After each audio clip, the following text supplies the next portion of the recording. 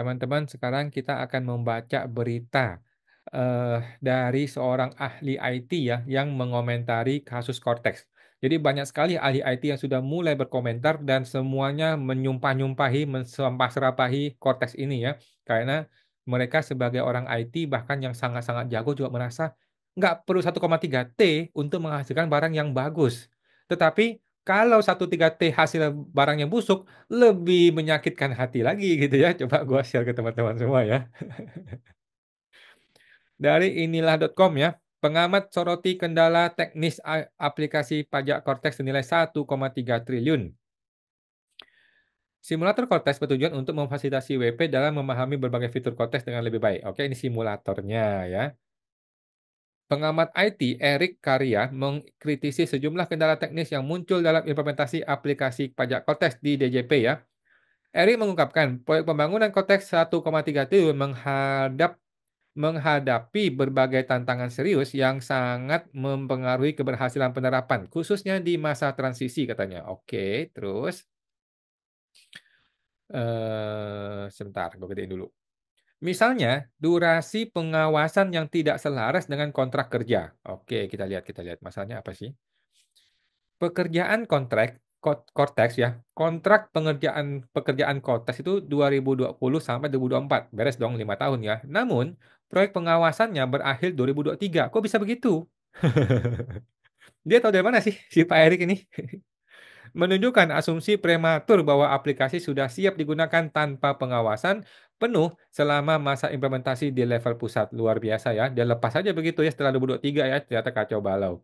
Padahal, tanpa pengawasan yang memadai, risiko kegagalan di masa transisi justru meningkat katanya Pak Erik. Luar biasa. Akibatnya, lanjut Erik, sejumlah pihak harus menanggung kerugian akibat terkendalanya Cortex ya, mulai dari wajib pajak, konsultan pajak, hingga kantor pajak. Kita semua rugi, teman-teman, rugi semua kita ini ya. Ketika pertama kali enrollment, Cortex menunjukkan banyak kendala. Helpdesk berhenti karena tingginya volume laporan. Aplikasi sulit hingga sulit diakses dan bandwidth yang dibutuhkan sangat besar. Ya, sampai sekarang, teman-teman ya. Hal ini kata dia mencerminkan lemahnya pendampingan dari penyedia, pengawas, dan pembuat blueprint untuk memastikan kendala saat Cortex dijalankannya tidak terjadi ya. Celakanya lagi, DJP tidak melakukan antisipasi yang memadai untuk mencegahnya. Kacau, kacau ya.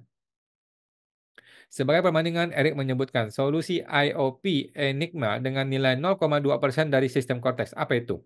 Mampu memberikan layanan pendampingan implementasi selama setahun, dan program change manajemennya lebih efektif, serta menjamin update mayor selama 2 tahun. Oke, mungkin DJP boleh menghubungi PT Enigma nih. Eric juga mengkritisi penggunaan konversi XML. Jadi ini barang baru yang paling kacau, yang paling menyusahkan kita semua ya untuk input massal yang menjadi salah satu ciri rigid dari sistem. Konversi ini menunjukkan sistem tak berhasil meminimalkan kegagalan imputasi massal. Betul ya. Akibatnya, pengguna menghadapi user fiction. Potensi kesalahan tinggi dalam proses konversi, bukan lagi salah tinggi ya. Banyak orang salah sekali teman-teman ya. Sudah di-convert jadi XML, di-upload malah salah. Lah, yang salah apa? Orang nggak tahu. Dan kurangnya aksesibilitas karena tidak mendukung format umum seperti Excel atau CSV. Memang kacau sih. Selain itu, dia mempertanyakan sebanyak 790 wajib pajak yang memperoleh hak istimewa karena diperbolehkan ini melalui Cap 24 2025 ya yang sudah hilang dari internet ya. Tetap menggunakan aplikasi predesor yaitu e-factor untuk dijadikan bukti bahwa Cortex gagal memenuhi 3 aspek utama. Produksi data modern ya yaitu velocity, variety, dan volume. Oke. Esensi hijrah dari e-factor ke Cortex adalah menghasilkan aplikasi yang mampu menerima data dengan cepat, beragam, dan volume tinggi. Jika itu tidak tercapai, ya Cortex-nya omong kosong kan begitu. Cortex belum memenuhi ekspektasi, kata Pak Erik. Sebelumnya, pengamat kebijakan publik Agus Bambang mendorong KPK menghusut dugaan korupsi dalam pembangunan aplikasi Cortex yang menelan dana 1,3 T. Sejak beroperasi 1 Januari, aplikasi Cortex banyak mengalami kendala ya. Bentuk kendalanya seperti ya teman-teman sudah tahu lah ya, servernya error, fiturnya nggak bisa diakses, sampai data belum sinkron, data AHU-nya malah kacau balau, data OSS malah kacau balau kemarin ya. Aduh, kacau balau semua. Kemudian Dwi Astuti meminta maaf. Wah, minta maaf aja lu. Kita-kita kalau salah nggak dimaafin, Bu.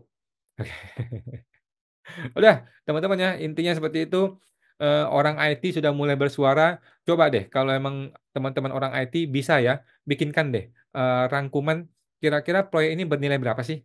Kira-kira kalau Anda yang ngerjain, perusahaan lu yang ngerjain, itu berapa miliar sih proyeknya gitu? Apakah 1,3 T? Coba deh teman-teman, dikira-kira dihitung teman-teman ya. Siapa tahu nanti setelah dihitung, dipublish, JTP mau panggil Anda. Siapa tahu begitu ya. Oke teman-teman, sampai jumpa lagi, semoga terbantu.